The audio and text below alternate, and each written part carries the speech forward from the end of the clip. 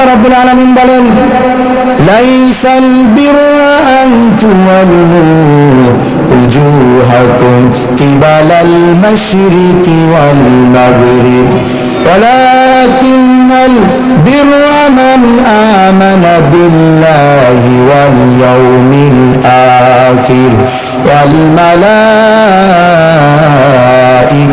ওয়াল কিতাব والكتاب والنبيين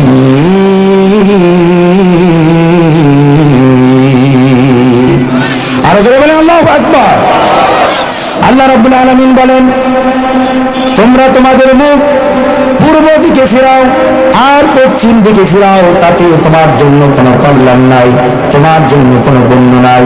তুমি জামাত ইসলাম করো, চরমনাই করো, আটপশি করো আর হেফাজত ইসলাম করো, যাই করো না কেন তোমার জন্য কোনো কল্যাণ নাই, তোমার জন্য কোনো মুক্তি নাই, তোমার জন্য কোনো পুণ্য নাই।